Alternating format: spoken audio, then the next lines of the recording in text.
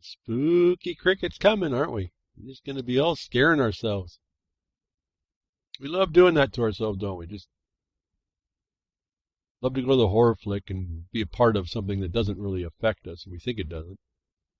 And then we go out in the real world thinking that's real, and like to scare ourselves.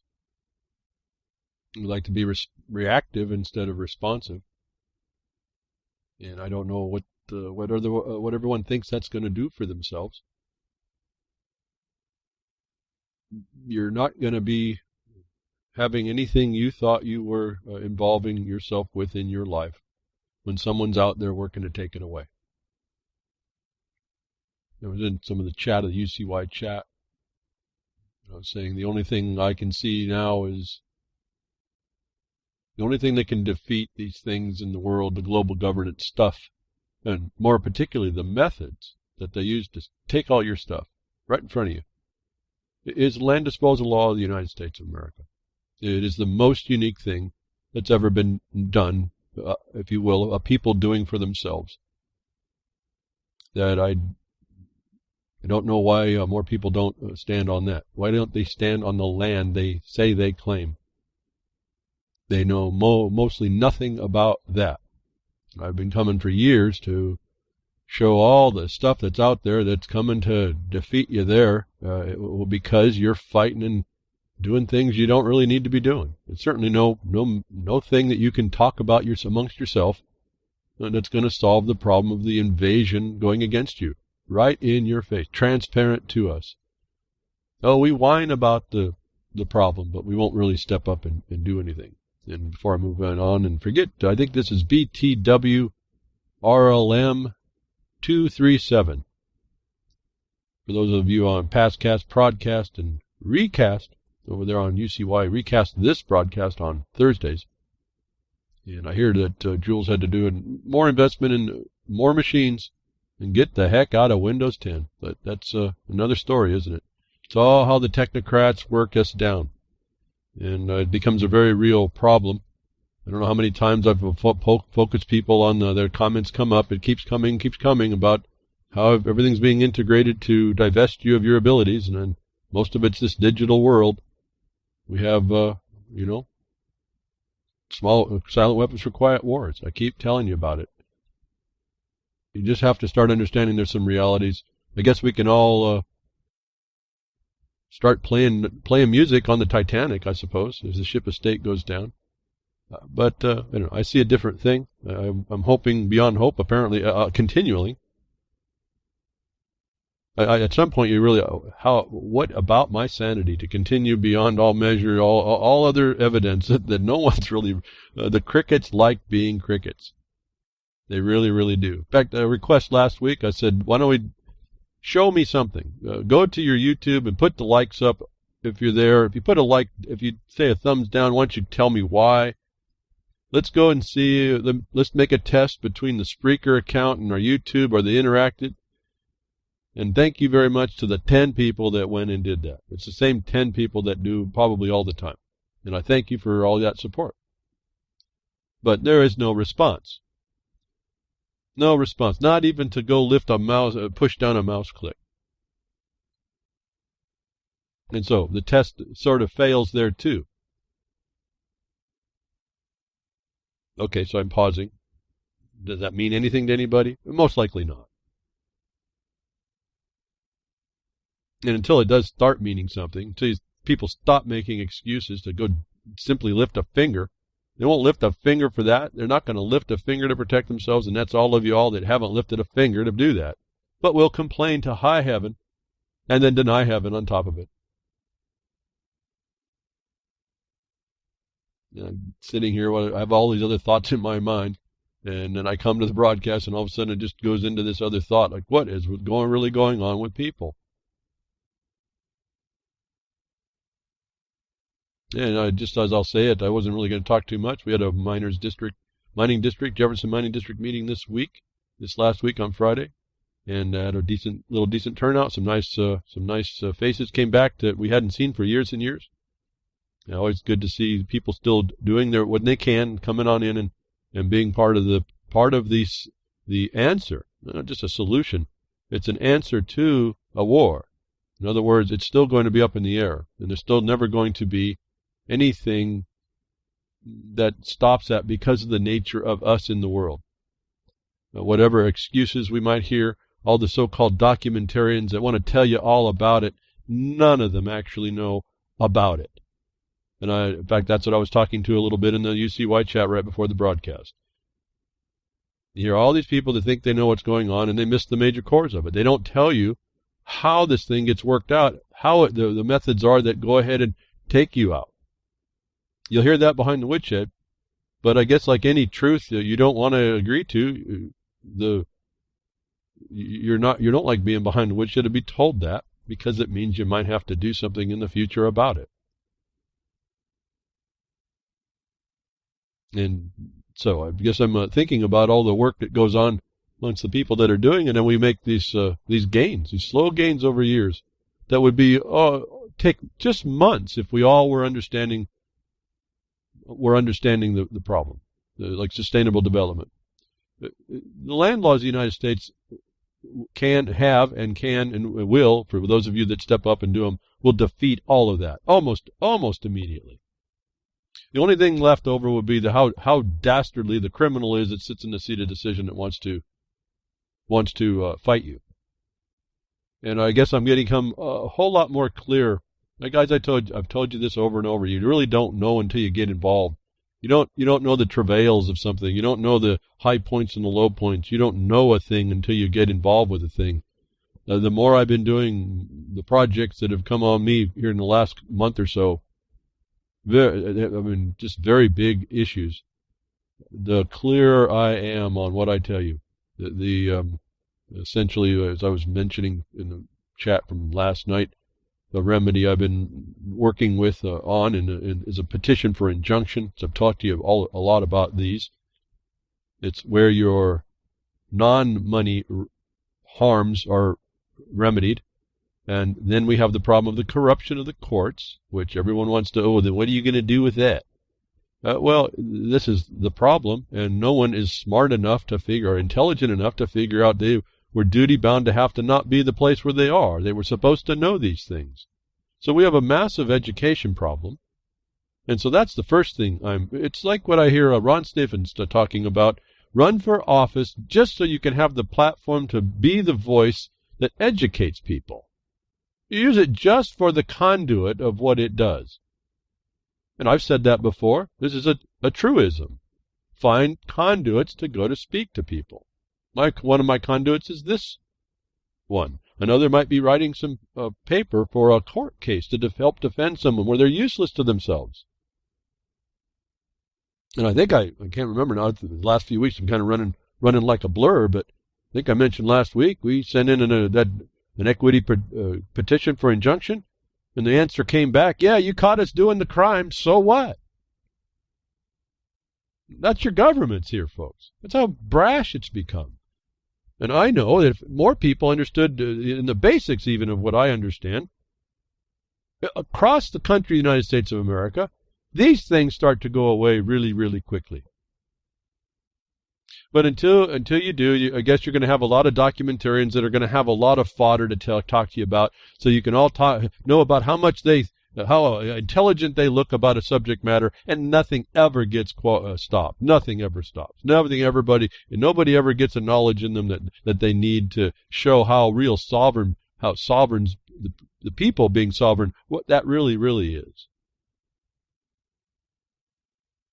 And in a way, I guess I said, being involved, I'm really fortunate to have stuck with this thing, and I'm seeing so absolutely clearly. And in these equity petitions, I'm able to just lay out so succinctly, at least I think so, anybody who reads them thinks so, exactly how the government is placed in a very limited capacity. All the codes everybody wants to poo-poo are saying the very same thing. And what you have is a bunch of rogue officials running outside the law and not being accountable and not being held to account. That I think that is pretty easily stopped when most everybody realizes, oh, that's how they're doing it. We need to stop that. And when we stop that, we go back to living in peace at least where we are. There's a bigger world that has influences on us, and then we get to turn to those. But at least if we don't have to worry about the local usurpation of us. That's across the country. It's across the world, but across the country, United States, there's no excuse because of the land laws of the United States. And I'm here to tell you, and I want to tell you more, but I don't have any proof because the cases are running at this point, and we're up against a judiciary that is run by Bar Association members that I've told you have as their House Resolution union, professions union called the Bar Association. They have the policy written in from 1991, no less, continuing that they promote this thing called Sustainable Development, Agenda 21, as they can get it to be promoted, where appropriate. And when they get, and the only thing that means to you, as I've told you over and over again, is where they get away with it. But the laws don't even support what they're doing, and nobody knows sufficiently those local laws in order to stop anybody. And I just start wondering now why. What is this again? The self-inflicted wound. We want to be accessories to the crime against us. It's the horror show of our lives. We enjoy this. We love being scared. What better than to have a horror show we get to live in our own, be a character in our own horror show. Come on. Is that what we really want? Is that how we do this? Well, it is. It's what we're doing. But I mean, is that really what we're all about? I don't know. I guess you could say yes, but is it really the case? I'm not so sure that it is. If it is, then I guess I am wasting a lot of my breath in my life and 30 years of maybe more of my life, trying to figure out where America went. And what a surprise to me. I actually think I've figured it out pretty good, and nobody wants to hear it. Nobody within the constraint of the listeners that keep coming back, nobody else wants to hear it. We're the 0.0001%. And we're not even that because we got close. 2 weeks ago, I think I noticed 322 on YouTube. So that means there was some other visitors over at BitChute, a few. And there was almost as many now, half as many at least, on Minds.com. Thank you very much over there, and all the support I'm getting with that, and the wires that you give me for boosting. I'm working on I'm trying to figure out a boost promotion, if you will. I'm still unfamiliar with all that, but thank you very much for the support to do that. It's coming on. I'm collecting quite a bit of points now to be able to do it, hopefully in a big enough way to be something. But that small group of people may make 0.0001% of the population. Of that, though, how many are actually working with the information? Shows you how little is actually maintaining even the level of destruction that you see. Because it'll go faster without us. It goes even faster without the few. And so I don't understand what the hesitation is. I don't understand what the dialogue's all about. I mean, I looked at a chat last night, stream. You know, I can get into the chat. I can get into playing around and playing games and having fun. But to watch a stream go for over 2-3 hours, I don't even know what it was. I had other things to do. I'm doing other things. Watching it go on and on and on, just inane things, is really, in a way, it's just a big disappointment to me. I know the people that are in there are much better people than that. Well, maybe I should say I sure hope so. And yet it continues on and on and on, doing just nothing, and that's good enough. I guess it's at some level as well, because I think that was actually expressed. It's okay. We're here to do this, and and you are there to do that. But I'm suggesting if you care at all, if you really believed in so-called liberty, you really understood what being free is, and it's a responsibility, but it can be a good one done correctly. We don't have time to be messing around. I hope most people appreciate what I've just said and agree with that, and may contemplate, okay, what can we do a little better? Now, that's all I'm asking every day. Just do a little bit better. Because we have, as we're moving into Halloween, and the spooky crickets and all the things that we're going to is coming on us, and that I want to touch back another devil in the details here. It seems to be ongoing. It's all part and parcel ongoing to what I keep talking about. And I mean, I don't know what else. Part of me just doesn't understand how this is even getting past people to be not something that you continue to figure out, to be able to explain to others above and beyond just knowing a thing. And this is all kind of tied to this whole really global governance technocratic thing that you won't hear this on the past cast relative to the broadcast before me, but Corbett's on the line now telling you all about what is sustainable development. He doesn't understand a whole lot, but I mean he gets what he can pull together all the people that think they know. He can identify for you just as much as in a time what he found out was gobs and gobs and gobs of time of editing that he couldn't put together. There's so much information here. But after being told all that, I'll guarantee none of you that hear that, and none of you that have listened to me that haven't jumped in where I've asked you to, none of you will actually know what you're dealing with. You'll just see it happening to you. And yet the notices are all around that it's working against you right in your face. And I keep saying, in the United States of America, at least in the minimum, it may be the only place in the world, we can stop this cold in its tracks and show the example of the world how a land and its people can live in a greater peace. These things that are negative are only fueled by your interest in them, even when you talk out against them. Partly I don't like talking about too many things unless I can find within that thing an object lesson that we can do a takeaway, if you will, get an idea. This is the core of the problem. We need to identify quickly and move from it, or how do we step aside it so it doesn't envelop us. So as we move into a spooky time of the year, which is just an interesting change, but there's lots of people working in the world, of the world.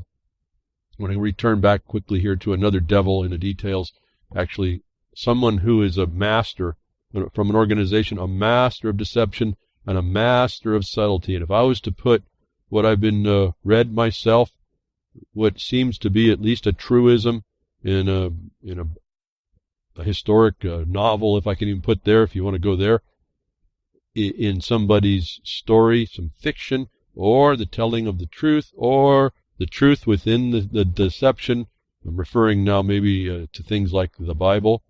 If I was to refer myself to an entity, a character that is a master of deception, and qualify the quality of that deception, qualify the subtlety that the deception has brought on us, this guy right here and this organization has to be right up at top. If it's not, it can't be the top, but it's going to be right.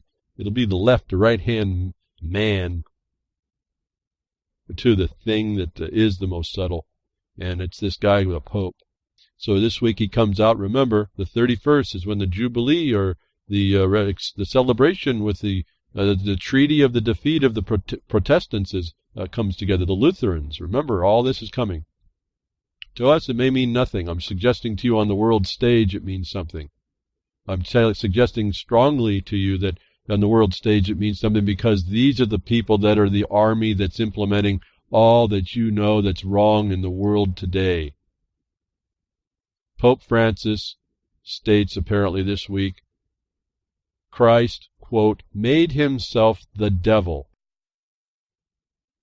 And I bring this up as an object lesson of subtlety, because this article is pretty interesting in going through and detailing out how this subtlety works. And I want to just get to the point, I guess. I don't want to tarry too long on some of these things. I've pointed out this Pope. I've pointed out subtleties that they bring. I've pointed out how they twist things within the church to make it look like something else, and it's not. How subtle is the deception with this organization. That for him to say this was an object lesson for us, that Christ made himself the devil. instead of what we're told actually happened, given it did. And I'm of the mind, I think I'd rather see this to happen because it gives us a way to translate through. That I'd rather look at that and follow that example than what this guy wants to offer. But he says, instead, on the cross, and they talk a lot about the cross, they won't explain the bent cross that the Pope will wear. They, again, these omissions to explain while they're saying other things are critical in observing the whole time. But this Pope came out to say that when Christ took all the sins upon himself and was crucified, he became the devil. Now, I just want to make a corollary so you see how subtle this is. Remember, this is the guy that's pushing Agenda 21, sustainable development, austerity, okay, global governments, one church, embracing all, the unity church. This is going to be the condition under which all of your behavior gets modeled eventually through the technocratic imposition. Then let me offer you a subtle. I think it's important to read how the gentleman who authors this goes through, and just he doesn't see it himself. He's explaining to you the subtlety. Let me offer you something. If you were to carry what you could from the back of a donkey, the burden that was carried by the donkey, if you could carry that load, by putting that burden upon yourself and carrying that load, and even dying under that load to carry it, would you have become the donkey? And such is the jackass that this Pope, in his conversion and subtlety and this forked tongue, is to the entire world, folks. And this is, I guess, my point. This guy will lie to you in such subtle ways that when he supports sustainable development or any of that stuff, global governance and all these things he wants to make you warm and fuzzy about, and then he condemns your spirit by his interpretation, you are dealing with the devil himself, at least the left-hand or right-hand man. And I want you to focus when you're listening very carefully on the subtlety, because I'm focused a bit here on this, because it's the same subtlety we see throughout in different subject matter areas. They say, and let me give you an example. The county, any government has the right, has the power and the mandate upon the federal agency to coordinate. The agency devils come out and say, "Oh, we're going to allow you to cooperate." Coordination is not cooperation. Neither is it collaboration, partnerships, teamships, private-public partnerships, all this other stuff. It's not the same, but they come up with their deception. Public land is not public domain. They have public land and you're on public domain, and if you miss it, you miss the trick, you miss the subtlety, you missed your rights. It's throughout our existence. This language, this deception, the people in the world that are deceivers.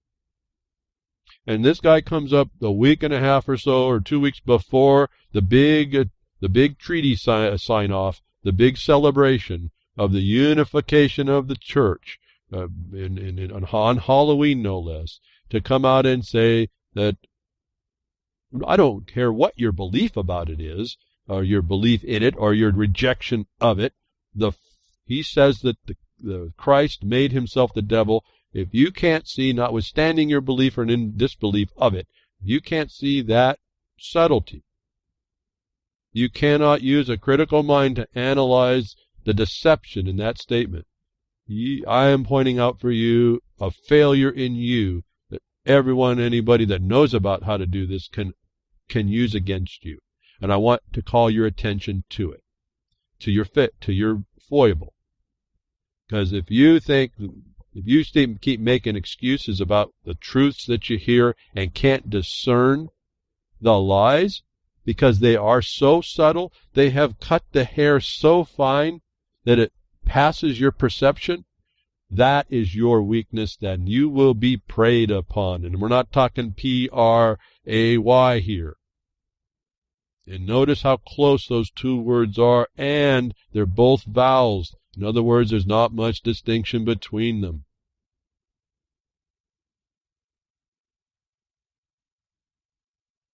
And I was going to, again, I could read some of this. It's really fascinating. It is probably worth spending some time on. The example of the subtlety by which this guy, through this representation of this global church who wants to get control of everyone, is a deceiver, is so critical to understand. And then find out, you look around and you see it everywhere, that it probably should be more analyzed in the open. But I think I'm going to leave this to you all that are interested to go read. I'll have the link in the blogcaster. You can read it for yourself. I think the analysis is fair enough upon the point of the statements to show you that subtlety. Then you'll see, if you see this one, you'll see the other one between the Mary and Jesus and other things like that. You'll see how this can be then contorted, stretched out a little bit to assimilate the Muslim faith. Whatever you believe in, all that. So I don't care about I don't have any thought about what your particular belief or disbelief would be. I'm looking at how people with longer memories than us, longer institutional memories than us, are able to eventually, as we are witness today, control, or almost so, the whole and entire world, making it something of their making. And I happen to be here at a time, happen to have an insight given through my persistent research, looking at other people telling me what the world they found was for their purpose, getting a discernment on how to parse through those things and come to the time in the day of the world that I can tell you what I do, and I can see these things and the deceptions and have complete knowledge. Whether it ever happens in my time, probably won't, and it's not looking too good, that we have in our hands the ability to stop most all of this in its tracks and be the example to others so that they aren't brought into this sin, if I can put it that way, since we're talking on the Pope and they want to be so religiosity about it. We have the ability to continually be the example of the United States. If there's a blessing in the United States, it is the way this land disposal law shows the distinction in the world for the entirety of the time of the world as we know it or knew it. And who the players are that come to beat you down, steal it, and take away your peace on this earth, underneath the color of bringing peace on earth. Anyway, I was pretty impressed, again, to just see someone else writing about the subtle deception. And the finer the subtlety, I tell you, the higher the quality of the deceiver, the higher it goes up in this thing that we're actually fighting. And it preys upon our fallen nature. It preys upon our desire to do other things than what we ought to do. And I think I'll end there. I really think this is something you need to read. You need to see this to start to apply it. If you haven't seen how this subtlety works everywhere, again, this is the kind of thing. If you get the method of the deception, you get the eyes to see, and then you get to now see those parts that were transparent right before you got that awareness. And the only way you're going to do that is to spend the time not bickering and fighting amongst each other or doing other things, but focusing on these things. At one level, the things I do, I just wonder where my life has gone and what for. On the other hand, I'm really astonished at what I'm seeing. And I don't know what that's going to be to me in my last day. But so I don't know what to put more value than that. But up until now, we are a tortured people, and we allow it to be so. There's no reason for me to doubt why we're in the fix we are, notwithstanding in our hands is the answer for at least those problems which bring us into war amongst ourselves, despite every rule or law properly placed that would protect against it. Despite the law that came to save us, given you do believe in that, because we are not capable. We're just human garbage at some point. And we prove it every day, and we look around and we accept it every day as well. How, given that's the point, who are we to fall short of it? And wouldn't that be just an easy out to say, yeah, let this guy guide me by the nose and into the depths of the stinking abyss? This is how they do everything everywhere. This guy is one of the premier deceivers. Anyway, enough there. We are susceptible to deceivers. A sucker born every minute. It's all been talked about. This is the premier guy. This is coming on the world. It's coming the fruition of everything that's been planned for years, hundreds of years. I can't conceive it, folks, but I see it. At some point, you can't deny it. At some point, we're told there's only a few anyway that stand up against it. And I'm looking and saying, well, we can stand up against it without so much jeopardy that we may have seen in the past. And in fact, this land disposal law eliminates most all jeopardy except for the most heinous criminal in a seated decision, which by that point, most everybody ought to see and want ended. I guess is the point. Last few weeks, I'm having miners coming to me.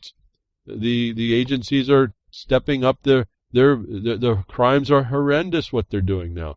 I had to, as I was talking at the mining district meeting, I've had to kind of pull out of another trick I've developed. I will use it every once in a while, but this time I had to make a communication that was solely this trick, and it was essentially, I don't know how I can explain it more than just to say it's exposing the fraud by omission that is being stated as a fraud. In other words, they'll bring out a rule or law they say you were supposed to follow or you were subject to, and then you show how they didn't even follow it themselves if you applied it. It's a combination of that and the fraud by omission and the even if. Even if I gave you all the power you claim and demand, you yourself fell short. I guess is a better way to suggest that. And we're finding, again, it's easy to do once you see. You get to the point where you show them, no matter how we do this, I give you all the power in the world and you're still a criminal. Is how bad it is because it's easy to identify. And there's not many people that can come up against that at this point. Does that mean that the one that's being beat down by that type of a criminality stops? Absolutely not. Then they're not. And as I've suggested and they are doing, what you have to do at that point is become that expert witness of your own. You don't blink. You become the expert, the witness to the crime against you, and you document everything.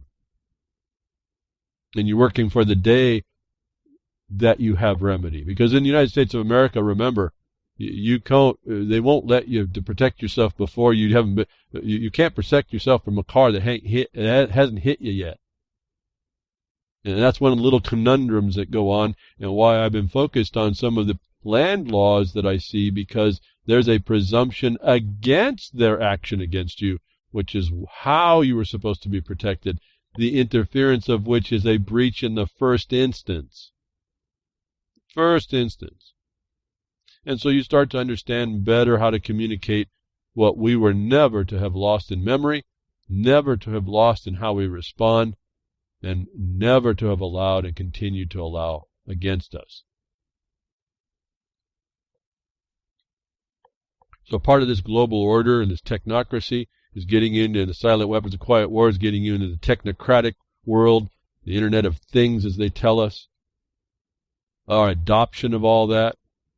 I've been talking about the sustainable debt that they're going to put you under. Remember, your fiat currency is a debt instrument. It says note right on the United States money. United States currency. You see how easy it is to use the bad words? So they use that note. It's an evidence of debt. You can never have money. You can never have wealth in that system, but you will continue to have to use it, or because you won't really settle down and actually start working on things of alternatives. And when you do make the alternatives, you go to things like Bitcoin. It has no value whatsoever. Actually, you're watching the promise in people's minds and hopes filled out in an electron-based system. So I've been talking about watch out this Bitcoin, watch out for the Ethereum, and I've been pronouncing it wrong, I think. I was saying Ethereum. It's Ethereum, I believe. It doesn't matter. It doesn't matter what name it comes by. As I pointed out last week, it's the protocol they're using. Everybody thinks it's separate. Everybody thinks it's not traceable or whatever. They're still pounding that thing, and right now maybe it is. But they're getting you to agree to another fiat thing. Has no value. It's still going to be in that debt system. And you're going to have to engage with the Internet of Things, which is the very system they want you plugged into to control yourself. So all you people that think you're liberty-minded, you have a critical thought, you're an anarchist, you are standing for the Constitution, and you have all that stuff, they've got you hooked already. As I've said, I think the technology is a fantastic idea, but you're not in control of it. And so there's another principle coming on this. At this point, I just want to touch on the fact that as I almost didn't come in time to tell you, the promotion is on. I found another promotion. It was off of a website that actually told you it was sponsored. This article was sponsored, but I found fascination in their promotion, explaining to you how integrated this thing already is in the world, this Bitcoin thing, this protocol, the Ethereum, who's been involved behind the scenes in it. It was a promotion called The Safest Way to Bet on the Bitcoin. They're already telling you it's a wager. Well, do you have wages, folks? So this is an income already. They're telling you this is a big speculation anyway, but we're going to sell it to you. The safest way to bet on the Bitcoin. This is all speculation. They know it. When you read this story, you're going to find out who the players are that are behind the scenes that are literally global in their reach and what they're trying to do with this. And it integrates Bitcoin and Ethereum. These people have been involved the entire time. And now they're promoting it to you. Now remember the dichotomy between already the China has shown that they're going to close it out, and I told you watch the distinction. They cause the division in the world, and the Western area is going to say, oh, we embrace it. And I said, but they're going to do something that a trick I learned when I read The Mystery of Capital by Hernando de Soto, and I don't remember all these years and decades ago I read this, but he referenced where he got it. He was a Geneva-trained economist out of Peru. He wrote a book. I just found out, I told you on a prior broadcast, he's still involved with all this stuff. He may bend his mark by saying, oh, people that don't have property rights have a problem. Well, then you start finding out he's also involved in tokening these blockchaining these properties within the county courts. I told you, he explained to me how they were the target was going to be your titles in the United States, and I saw the 2008 destruction of your title system, the MERS system, and then he pops up again a few years later. Now we're going to blockchain it all. I've talked to you all about this. So this blockchaining thing is not unknown to be a tool in the very near future, it seems. They're now promoting this to you as a bet, an investment. On the other hand, all the axis of evil folks from the West are actually starting to come to do something that I learned from Hernando de Soto in that book, what a power does. It's almost Machiavellian, if I actually just triggered on that. I think there's actually a principle in back the Machiavellian, The Prince, that you can't let a wound of dissension rise up to become a force. Any dissension can, and if it organizes up, it will take you down as the power. And so there's an international knowledge called embracing the, call it embracing the outlaw. And I've talked to you about this a little before. This is what you're watching and everywhere else in the Western world as the West starts to promote you into the use of the blockchain tech protocol. The other countries that are so-called the axis of evil, because that's the big game, are actually already showing you how it's going to start to work in the future. Here's already in the news of while they're promoting the blockchain and Bitcoin and how to bet on it and who the players are on a global level already on both of them. The news pops out that Putin green-lights the launch of the CryptoRuble. Russian President Vladimir Putin has ordered the issue of national cryptocurrency, according to the communications minister Nikolai Nikiforov, after a closed-door meeting. The minister said that once the digital currency or CryptoRuble is issued, other cryptocurrency mining will be banned and it will be entirely regulated by the government. I just told you that, a month ago. So this is how this works, this is where it's going. So what have they done here? They've seen, as you heard, the IMF, the Lagarde saying, this can't be a threat, but we're moving there. So they not only did what Hernando de Soto said, but they're actually becoming that system. And this is part of the theory that Hernando de Soto broaches to us about the mystery of capital and the power that can be taken down by a minority festering wound that doesn't like what you're doing. It's what you anarchists are really supposed to be doing, not just talking a term and making up your own reality about it. You're supposed to be actually doing something. Russia's anticipating for us what's going to happen. China's already outlawed it. What they do, and what Hernando de Soto says, is the idea of embracing the outlaw, that which can become a problem to the power. You embrace that by what? I've talked to you about this before. You embrace it by inducing it into the system for protection, and so you can regulate and therefore control it. This is partly how they did the mining problem, the miners' problem as well. The problem was about the land. It's a very special commodity, as we have heard, notwithstanding my dislike of the word commodity in that sentence or in that concept, but that they also had, the miners had made, as outlaws, had made their own governments, which actually explained the condition that was needed and adopted by the Congress of the United States. But in the fact of the mining law, they had to embrace a problem that could have caused a major problem in the power. And by bringing it in and regulating it, they then controlled it and brought it more in. Well, it stopped the problem, is what you just saw Russia now doing. They see a problem with, and they'll show you, they'll explain to you that it's more problematic where money laundering is concerned, and a couple of other things they'll name to you, just like the war of terror is used as a tool, an excuse. We're here to help you.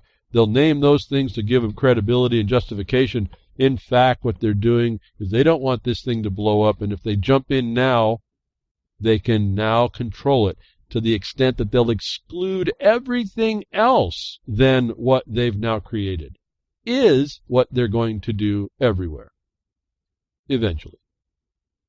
Putin's Russia will regulate Bitcoin with control over supply and mining. And I see lots of people on the internet laughing about, control this, and they can't control that. That's why it's going up in price and that. To me, that's all a promotion. It's all, again, you're betting on it going up. They're promoting it so that you do that. When it comes down, you will become made an outlaw and an enemy of the state in real, and all the surveillance that you know about will be used eventually to track you down.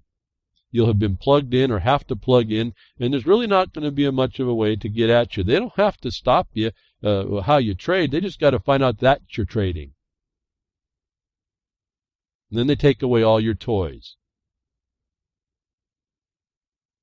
and put you in a small cage. Pretty simple. So they're embracing the outlaw at this point. Putin's already on it. And they're going to then control it. And the whole entire Internet of Things will become one big firewall against it. And there will be lots of actions that you may start hearing, people just being sucked up for just even dealing in it when it wasn't regulated. And we'll just tie that over to your gun rights. Regulate your guns that way. That's what they're doing there when they regulate them. They're causing you to be an outlaw. They're going to embrace you under the new regulations. That means your rights that you had are now no good, and they'll come in and they'll now know where to go after you when you just miss the ding in your gutter. The code enforcement will be on your doorstep. So Putin's Russia will regulate Bitcoin. Everyone says, "Oh, it can't be done." You watch. Well, keep thinking that way. But the point here is they're moving into their own. I told you, even if they don't call it Bitcoin, they will regulate a one that they create, the blockchain that they create. And the national problem with this is, as I told you before, is all your properties become able to come underneath contracts through Ethereum and then valued in the virtual currency, which will be many currencies possibly with their own ratios. The technocrat and the bean counter and the technocrat join. What a nightmare. But that's what they're willing to do because it keeps you out of your properties. And this is what part of the problem is and what you'll have to understand to fight against.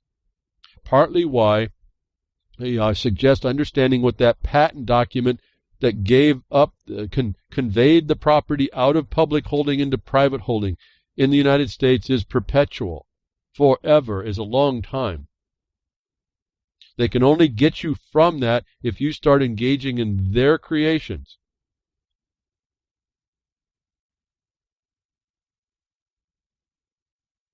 I hope you, I said this is the dynamic coming, and Russia's on this. They're embracing the outlaw. They're going to create their own currency. They're going to regulate Bitcoin and its mining, and they're going to control it out. Along the lines of all these multiple current digital currencies, which will be like national. Remember, they all end up going back to one thing that will be in the baskets of currencies that are considered the total value of which is the value they work on. The percentage becomes the ratio. As you see the SDR thing that we've talked about here behind the woodshed. Just to give you, how many years ago was that? This is all still going on. It's going to go on. There was an article, and I'm not so sure I agree with the application of the theory of where the source of this idea came from, but this article called Bitcoin, a Tower of Monetary Babel, delineates this problem, analyzing essentially and ultimately what I've told you, and I was more looking at what the analysis was, but he ends up coming to the same thing I've said. This is really not a good thing. This is no different than fiat that's no good. It can't be, although it's the next iteration of the system to global fiat, to normalize everything. Remember that deception of normalization. You normalize people to the new normal. It could be a felony against you, as I've told you, explain all that too as well. The method behind the what we call the Sustainable Development Agenda 21, all these little protocols, all these programs of action, all these little things that come together to make this big thing. The Tower of Monetary Babel. My problem with that title, and it's just my problem. Maybe you have a better insight. Maybe you're a little more aware of how this would work. The Tower of Babel, to me, was destroyed to cause the many because it started from a one that became a problem, it was self-egoistic, and it was attempting to be bigger than itself, and so it was destroyed for a many that couldn't communicate. That's where we are now. What they're going to do is they're going to make a Tower of Babel, but his argument was that right now the various ratioed currencies are a problem. And so I seem to believe this is an inversion of what he actually meant. Notwithstanding that, I think it's important to understand that, because if you want to go here, you want to go to the Pope and you want to talk about the Catholic, you want to talk about the subtle deceptions and all that, it becomes interesting and important to figure out how someone's communicating. And did they really mean that? And that's why my problem with this is because what they're starting at is with a bunch of disparate voices, if you will, and they're going to shove them all together and make another. They will make the monetary Tower of Babel. But he's speaking to the Babel as being already the many and various coins. So he started backwards. At any rate, I thought you'll see this on the blogcaster. You want to see a basic analysis of his interpretation. I thought it was fair enough on that part, notwithstanding my lack of understanding on the use of the title. It makes a point that I think is valid, and I think if it's not me you'll listen to, maybe you'll read someone else who has some things. And now, with respect to the Putin became new in the news in a big important way this week. Again, I think this Bitcoin is that thing that's riding under that's happening. It's like the Catholic, the Protestant treaty with the Lutheran Church that's going to happen in a couple of weeks. I think there's a lot of noise covering some much more important things going on. But something popped up in the news this week. I just want to touch it, only because I actually thought this was old news, and I guess this is where my disconnect with the real world is. We deal with stuff for our purposes because of the subject matter that I do here behind the Woodshed during the week in the land disposal law, mining law, things like coordination, working with governments on the people in governments to do better for ourselves and themselves, all this kind of thing. This is kind of prevalent to us, so we're in this subject matter area. We're on the front lines of it. We are sensitive to prejudices within the system when the government starts to give special treatment to certain things, especially when they're foreign. Now, so I thought this next story was actually old news, and no one was going to see it much. But this week, and you'll probably have heard about it, I'm just going to touch it to show you, be careful, again, what our perception is and what our perception is guided to be needs to really be checked so that we don't get lost in some of the things that are going on, because to me, there's a bigger thing going on that even this big story covers. Emails reveal Bill Clinton met with Vladimir Putin just before Ucranium One deal. Now, Ucranium One has become a big deal. The problem with it is I'm noticing some problems with the storytelling, and from all the same players about the storytellers. Now, so let me maybe preface this next point. We had understood about, I'm talking my colleagues and I, we had understood about Ucranium One back around 2010. We heard of it because there was a foreign Canadian company that was getting preferential treatment in the Oregon legislature for doing projects out over in eastern Oregon. And the analysis I came to was that, and it was dealing in uranium, and that what has happened is there was a theft of the mineral estate from the people of the United States of America, those that would find a valuable mineral deposit, by saying, and after 1872, that uranium was an energy mineral and not involved and not able to be claimed as a valuable mineral. That was a trust breach. Now, I'm saying that is our opinion, our idea, because we don't have the time, energy, people, or a place to go discuss that breach. Not yet, anyway. This is why we're looking to get enforced a mineral trustee in the government, whom we would address this with, and whom the government eliminated. Right? So you see the method of the destruction inside the system by people in the system.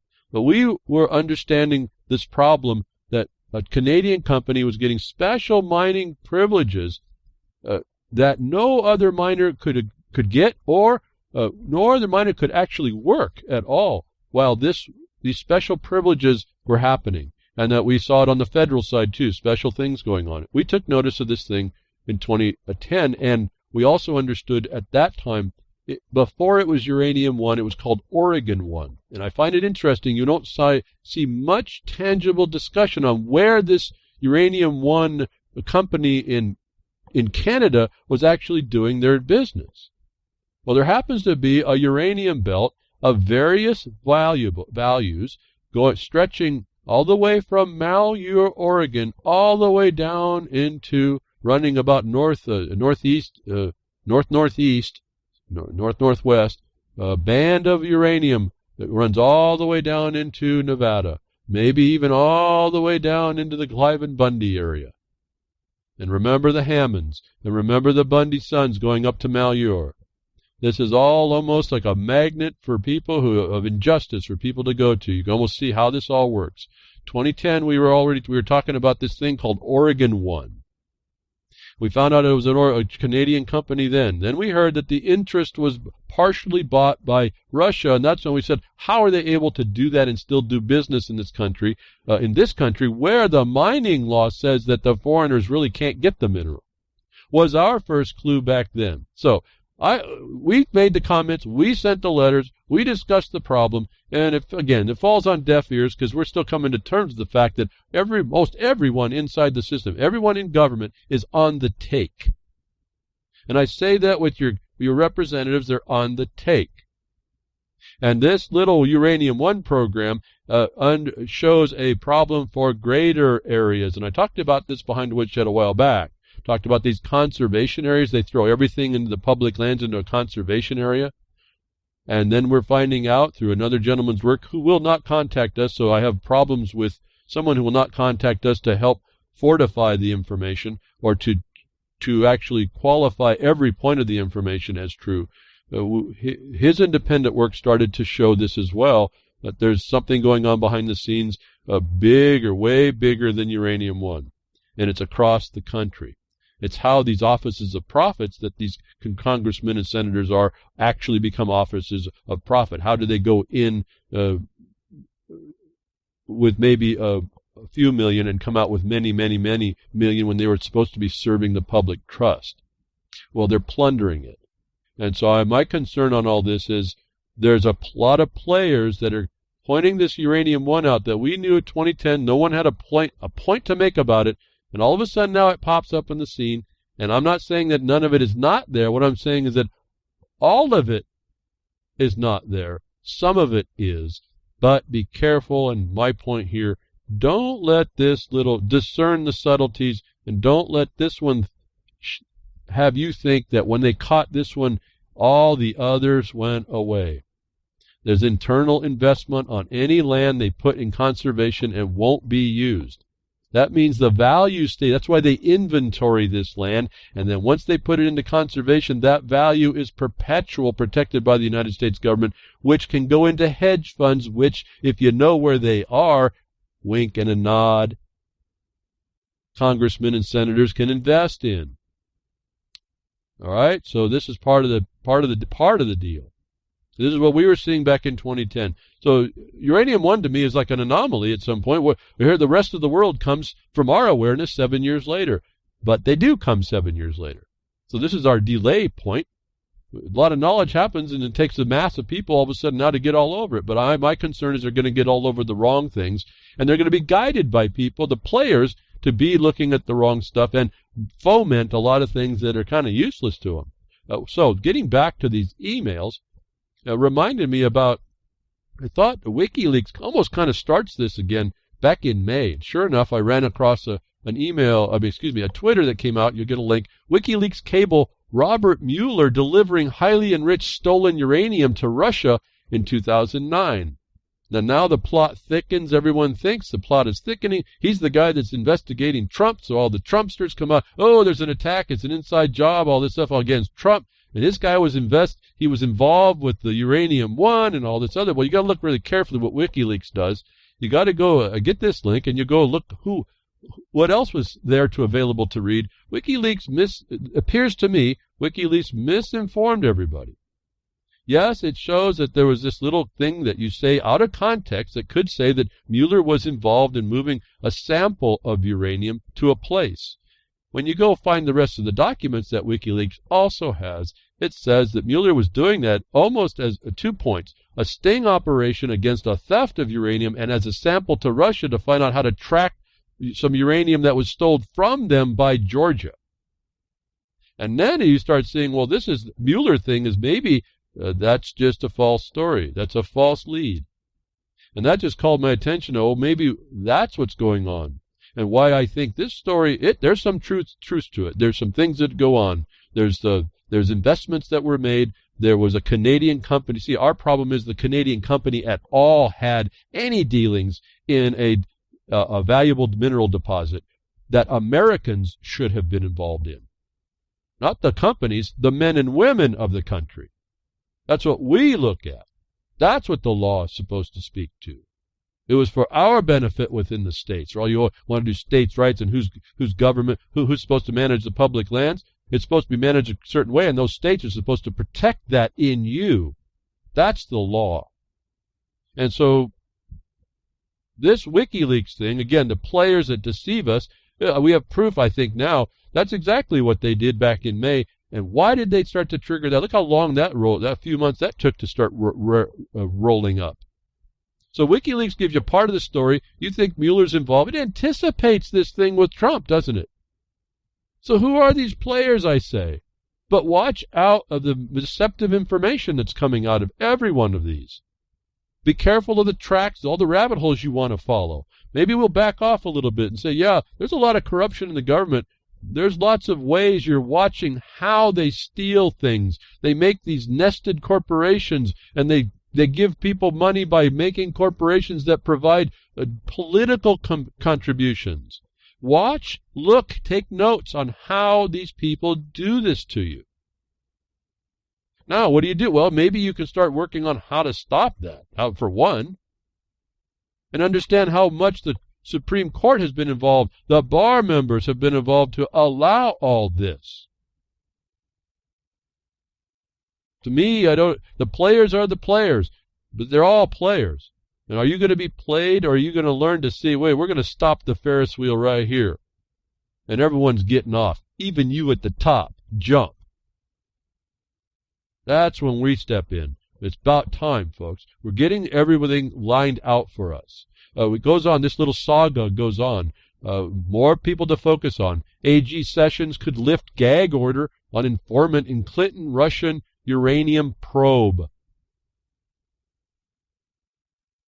And then they talk about this informant. Well, if you look closely at that story, that's going to lead you probably to a dead end also, because where Mueller was actually running an FBI sting and proof sample to Russia to catch someone else, a third party, that what he knew as an informant means nothing.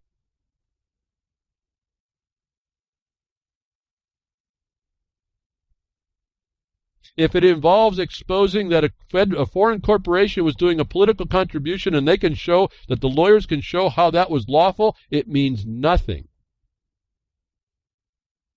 If you watch how they do this, these political usurpers, they do it by the books, unless they got stupid. And that happens. And what I'm watching is an overview, without getting really deep into it. The answers that they have are right-on answers that would be a protection. They did it pretty good. Whether they did it absolutely right, I don't know. Whether or not circumstantially you can understand that Bill Clinton just ain't worth $500,000, even double his speaking. He's not even worth $250,000, and you get that kind of money. That's a scam. You see another avenue for the scam. I talked behind the woodshed for years, and I don't receive anything directly from any source for that.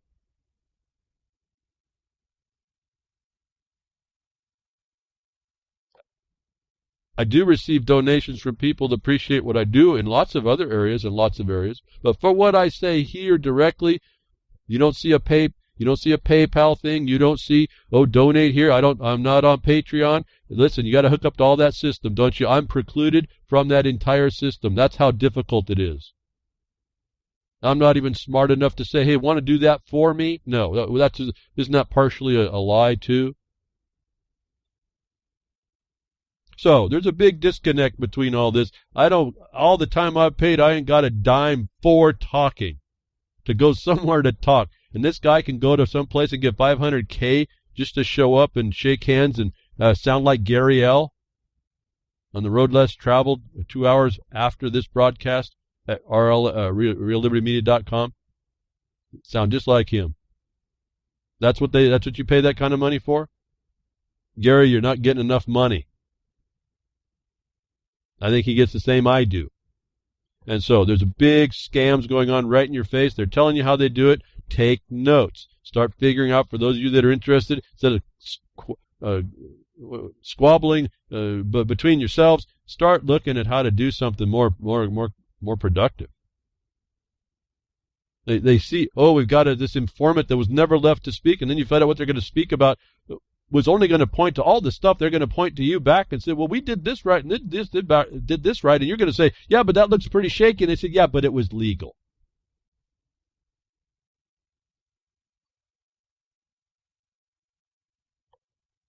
I guess I'm pausing here. Do you see how they play the game? I mean, it's pretty fascinating how they play everybody. And the players are all there still. I'm just blown away at how consistent the same players, the news sources that we all have, all the same people doing the same nonsense and play the same scam, and everyone keeps running down those trails and makes a big deal about it instead of stepping back and say, wait a minute, that's a scam. What's the cover? What's the cover?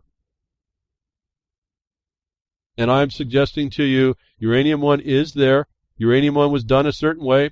Whether or not the nuts and bolts prove it out to be actually unlawful, I don't know yet. It sounds like the words they're using and the basic authorities I know, they kind of did it pretty good there. It may look dirty, and it might be dirty that way, boy, it looks. But legally, it's been done correctly. And so you can search out all that all you want and waste all your time there, or you can say, wait a minute, that's now being covered for all the other atrocities that are going on across your land, United States of America. This is partly why I wonder about the Bundys a little bit, why they're not taking wise counsel. Are they a part, or are they just dupes? And then they play their part. I don't know. I don't make really the judgments. I'm saying there's a problem. There's many problems. From where we stand and my colleagues and I looking at the law and what was supposed to go on, the entire thing's a big crime against everyone. And there's a few inside that know how to play that game. They know how to run that arm on the bandit. They're betting that you don't pay attention. You want to bet on Bitcoin? You want to bet on how you can track down their criminality against you. Oh, well, they're not going to come and they don't affect me.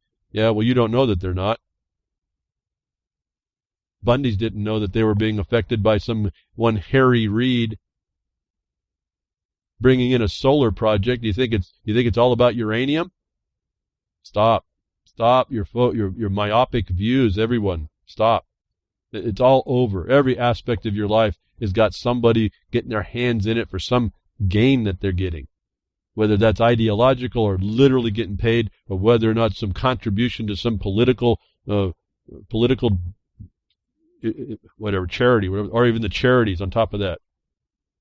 Watch how it all plays. This is all how they do it. And you should actually be jealous that you didn't figure it out sooner. And then one and a half of me wants to tell you, and so I will, you should have been doing it. Why ain't you if you're so dang smart? That's what I ask myself. See, I saw this a long time ago. I saw how you do this. I may not have seen it completely and nice and clean like I've noticed that it can be done a little better, but I saw enough. I figured that part out. I chose not to go there. I don't know why, but it just didn't seem like something I wanted to do. But we all really, at some level, at one level, in this legalized system, you better have done that in order to protect yourself. That's how this place has been set up now. The only the exception is, I think, land disposal law, where you can carve out your holding as against the whole entire world, as the law requires, though criminals in government won't recognize, but that there is, at least in the remedy of law, the tools. And again, back to the same old harping point, lots more of people that wouldn't take this nonsense locally, knew how to run, let's say, their remedies through, and the courts become swamped with having to answer, having threatened for how frail their answer is against these substantial rights, I think starts to take its toll quickly, very quickly. And getting over to these emails, that WikiLeaks, that's where people are getting information and sending it over. We also know hacking happens. We know the Russian Putin thing with Bitcoin. They're looking, they also know the hacking, they also know the NSA, and they know all the tools that got dumped on the market. They know all that there's all this vulnerability going on, and they're moving forward anyway. But that caused a question for me when all these stories started popping up. Who's doing the hacking? And so I found it very fascinating, and this is a report I couldn't get to here weeks and weeks ago, how many tabs I usually have. Was a little story that I thought was very, very cool about the time. They're also, again, remember, Putin did it. This is also the time that Putin, I don't know how much Putin did it with buying an interest in a Canadian company. What does that hurt America? See, that's the whole thing. You got to be careful on how you track this. Did Putin have that, or was that Russia itself as a country? Was he involved with the business? I haven't even looked that deep. My point is, look very carefully on whether or not all that was illegal or not, actually. It wasn't in the United States. It was a company in Canada doing business with the United States that was getting, apparently, well, you can't prove it. They weren't favors, but because there was some kind of a favorable activity done in favor of a foreign corporation, kickbacks got made, if you will, or, well, excuse me, donations were done to political campaigns. Well, that's pretty nice. And so Russia is smart enough to look at a Canadian company. This happens all the time in mining, folks. I don't understand why this is a big deal either. Russia finds interest. You think that China's not already in the United States? They have almost all the strategic minerals tied up in this country, and we're looking at Russia from Canada? Are you kidding me, folks? Are you missing the big picture? Yes. So, was all that illegal with even Putin actually buying an interest in a Canadian company? I don't think so. And so we see that problem is because these corporations aren't supposed to have an interest in these minerals. They're supposed to go to the people of the United States.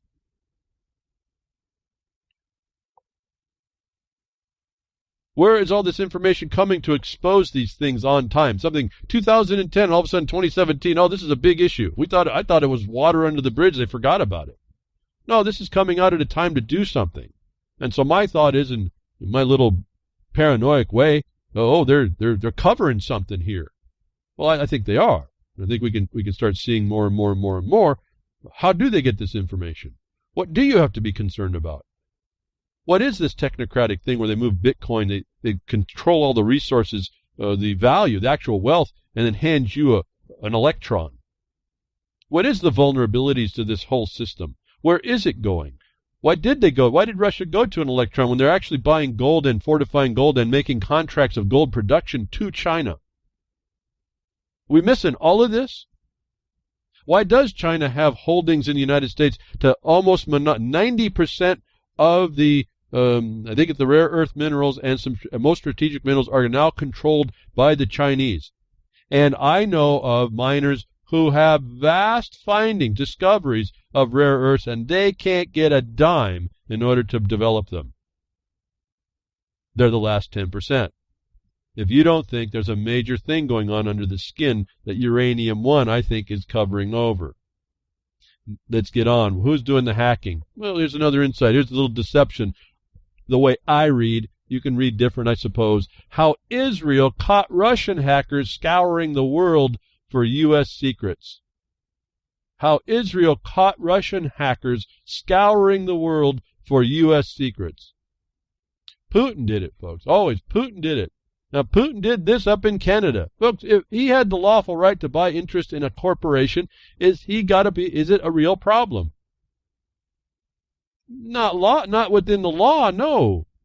The big problem they want to focus you on is, oh, well, it's nuclear power. It's whatever high concentrated this and that. Well, concentration is smelting. It's processing. It's not the mine.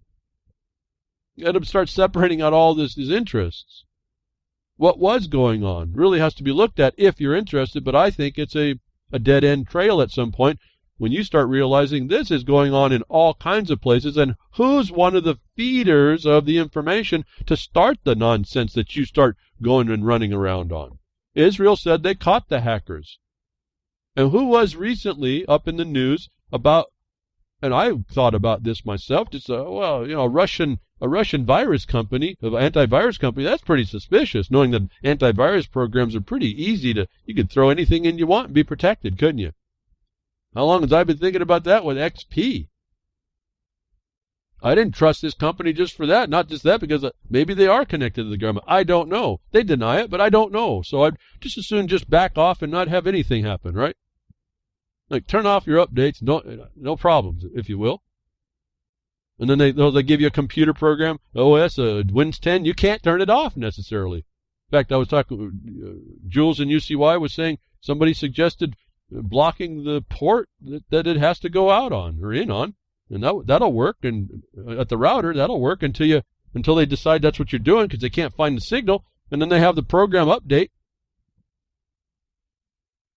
to offer a port search on an open port. Then you're going to have an active firewall. I mean, that's the technology. But right now, you get out. They just get out. They get in and out as they want. So they took that away from you. You can't not update now, apparently. So this is the war as it folds out, adapts. So Kaspersky Labs was pinpointed, a global company, global antivirus that was pinpointed to be the tool for Russia's government to get into all these computers and the government and all that. So much so that lots of governments forbade their product. Like most security software, Kaspersky's Labs products require access to everything stored on a computer in order to scour it from viruses or other dangers. Its popular antivirus software scans for signatures of malicious software or malware, then removes or neuters it before sending a report back to Kaspersky. Now, that's not the whole deal here. What happens? How'd they find that out? They say that Israel found it. How did Israel find this out?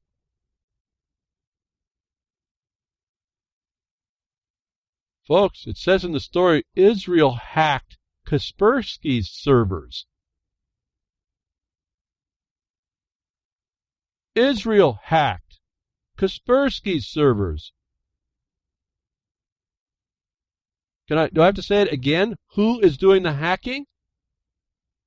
And I think that's really relevant compared to the global condition and who the players are. They keep talking about Kaspersky. They keep talking about the Russian government. They said, how did they find out? Israel did the hacking. They didn't say that they could find that Kaspersky ever did any hacking, actually. Only that it could happen. And so the subtlety here is maybe not so obvious. It seems obvious once you read the story and understand. But when you see the headline and the finger pointing, you got to go look and see, well, what was the method that they detected them? To do that, Israel had to hack. Israel is the hacker. Kaspersky's researchers noted that attackers had managed to burrow deep into the company's computers and evade detection for months. These people are capable. You think they're at NSA level or better? You think? Investigators later discovered that Israel hackers had implanted multiple backdoors into Kaspersky's systems, employing sophisticated tools to steal passwords, take screenshots, vacuum up emails and documents, etc., and so forth.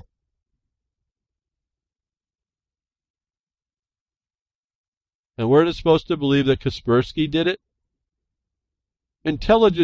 Israeli intelligence officers informed the NSA that in the course of their Kaspersky hack, they uncovered evidence that Russian government hackers were using Kaspersky's access to aggressively scan for American governmental classified programs and pulling any findings back to Russian intelligence systems. They provided their NSA counterparts,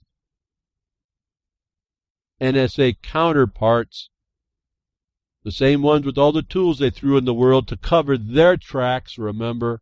You don't know who's doing the hacking now.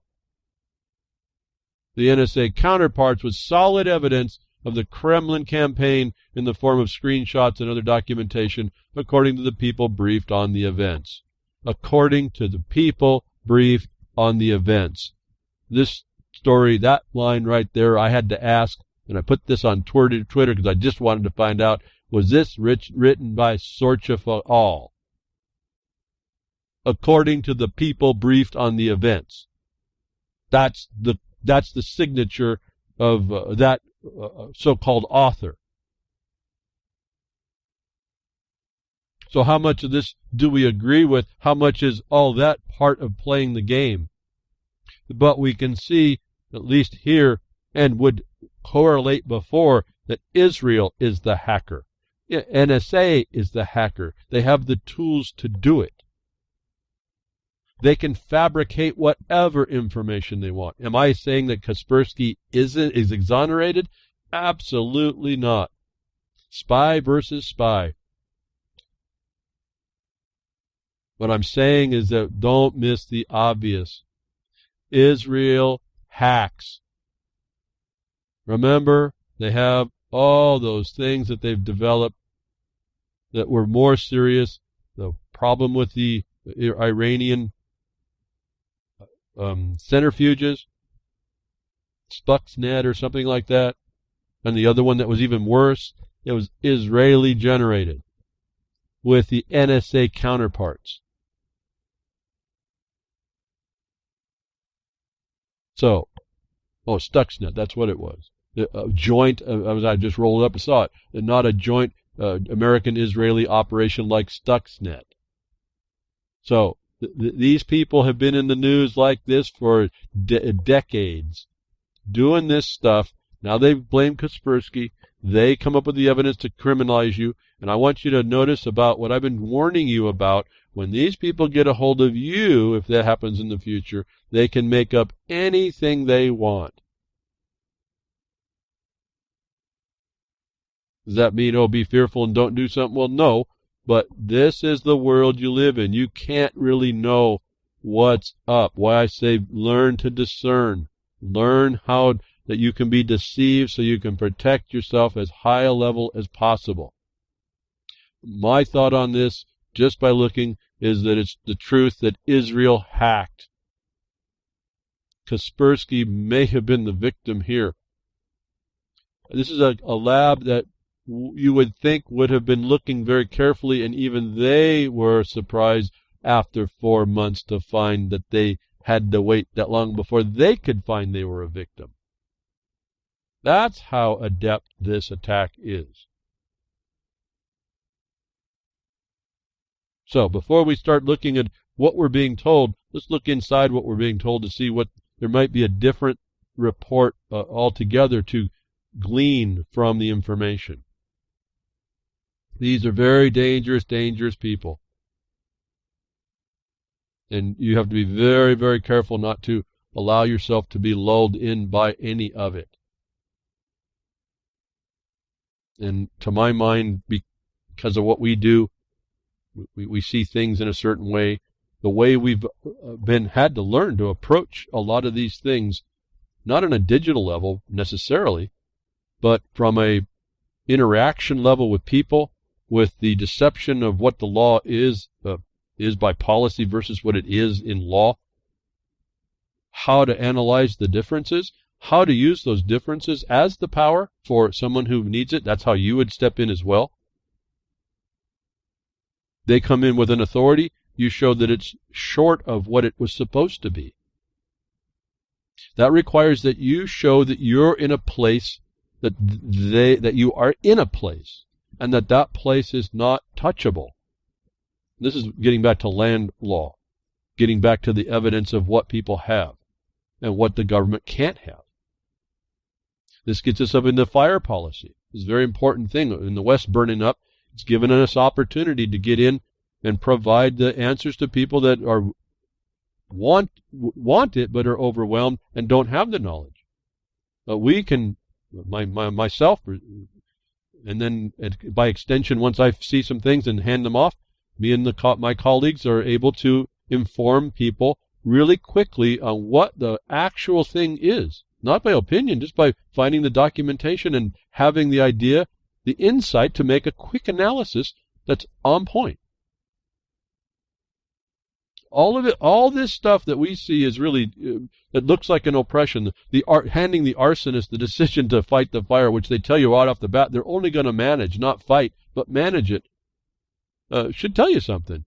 And we can defeat all that if we just have a common knowledge, a memory of what law is and what our power is right in front of us. Instead, what we do is we take the words of people like Israel who say Kaspersky did it while they're the ones that did all the hacking. The United States, the NSA says, oh, we got a terror thing coming up, or the CIA who says, we have a terror thing coming up, and then you find out that they're the one that set it up to trick the guy that was too stupid to figure it out, to make it look like something was going on.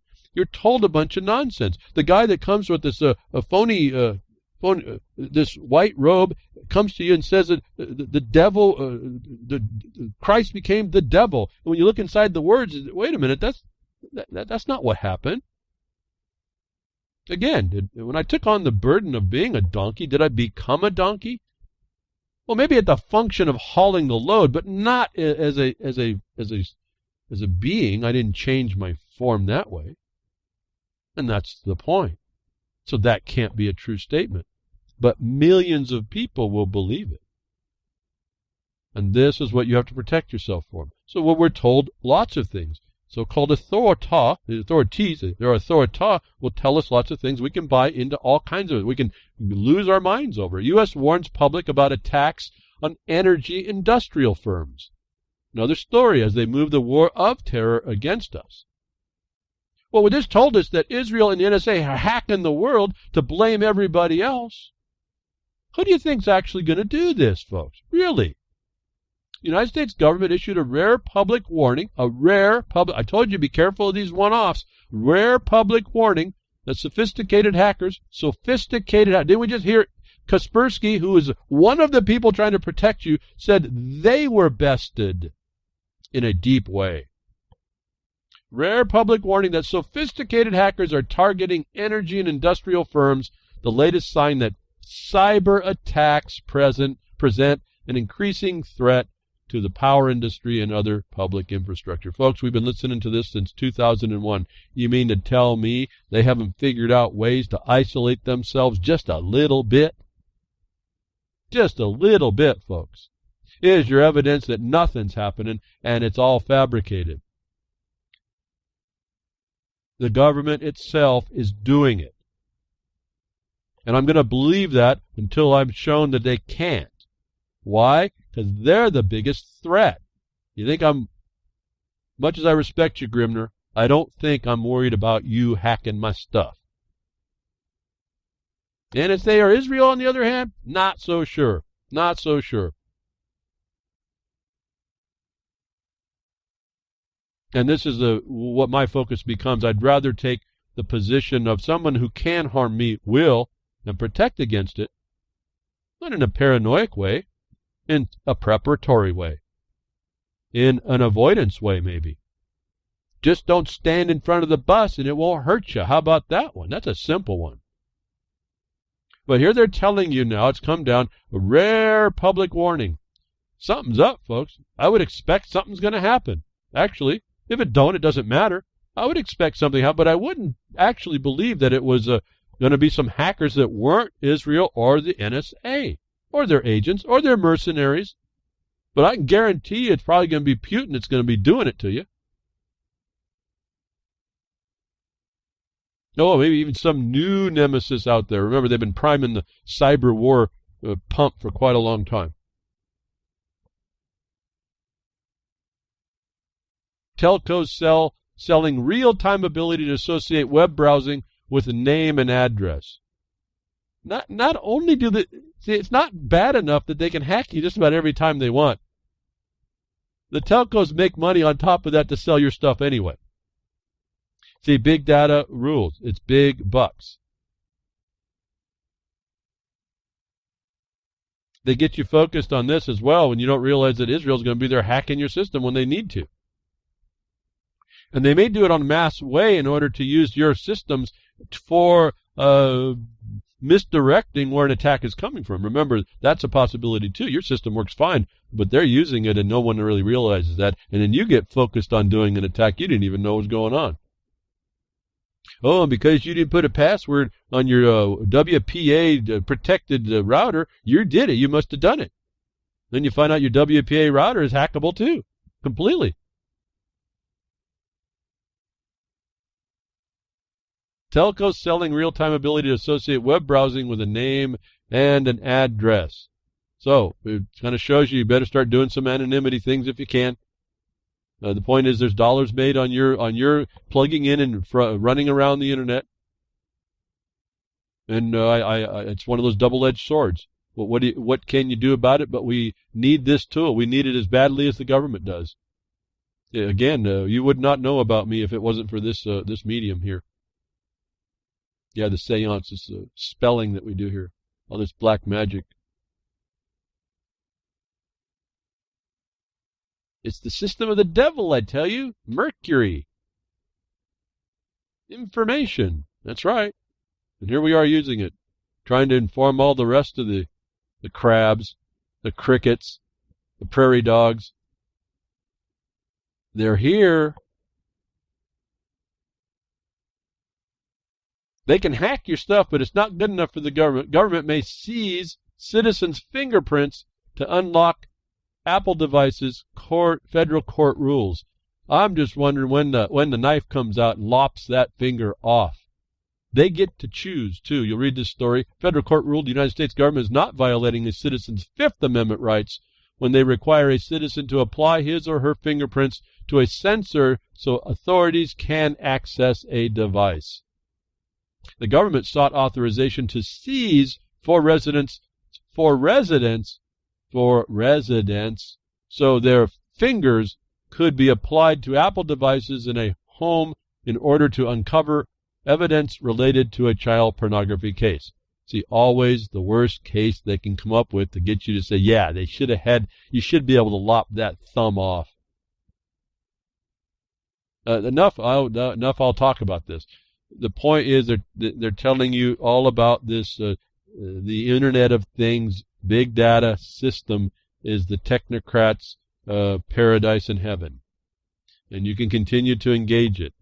Part of me, I wish I was a lot younger and had a little more capacity in the computer thing. I got all kinds of ideas. I'd want to play games with these people. Well, first of all, it's telling you do not use your biometrics in order to protect your phone. Why you would be available to that anyway, I don't know. Any rate, I won't go deeper. I'll be talking outside of my expertise. There's lots of things I'd like to see done if I had the opportunity to pull it off, just to stick it in their face. But I'm coming to the end of my life at some time here. Not many decades left, I'm sure, if I'm that lucky, to even worry about it. But some of you, or those of you that have young ones, now this is the new world. This is the new normal that they have allowed to come on you that is not so nice. And it becomes the new normal. Crime becomes the new normal. Victimization becomes the new normal. The point is, if you don't have a phone, they can't do that, correct? Maybe if you don't have a fingerprint, they can't do that. Maybe if you don't have a finger, they can't do that. So now they're going to tell you got 10 different times they'll be able to mess with you, I suppose. And then you won't have any fingers to have to worry about it, would you? So, despite the constitutional things, the Bar Association has the final say in this open-air prison you live in. And until we get a handle on all that, this kind of thing will come down. These tools are going to be used against you. And as I said, the government's not good enough. They can just hack your stuff. They're going to get you. They're going to show you how they can dominate you. Notwithstanding, a story comes up that someone has analyzed how the CIA made Google insurge intelligence, a medium for attacking you. Again, Google is, from the beginning, helped and fostered through their founders by the CIA. And this is a story talking about it. I couldn't even read the whole story, didn't have enough time. I read quite a bit of it. It talks about lots of connections, talks about how they do it, talks about what you're looking at. Again, you can do external research to find out the accuracy of what this author does, if you're interested. It only points out that they'll tell you all kinds of stories about how Russian did it, and they're the ones that have the capacity. They're the ones that set the whole thing up. Google, don't do evil. And then they're the evil. Well, maybe just the concentrated evil. It's a little thing that affects the rest of it, remember. It's part of the Internet of Things they needed. It's all here to show us we're dupes to it if we're not really paying attention to try and figure out how to limit our liabilities to it and still function. In other words, be in it, but not of it.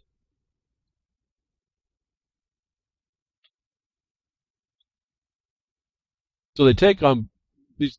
Government takes both, on both ends. Like I've told you, they burn the candle. The Republican and Democratic parties, just different ends of the same candle. And America is that candle, and they're consuming with their corruption. They're consuming America. That's you. And they do it because you allow the wax of your substance to be burnt by them. They get you from both ends. They get you from either they can hack you or they say out front, we're going to take it from you. And apparently the courts are okay with that. That shows you the foreignness of the courts. How is that rising up to the preamble they also got rid of by just saying, oh, it's just a preamble, doesn't mean anything, doesn't put any context at all on this document, that you could be living in happiness. How is that you'd be forced to do this under an allegation?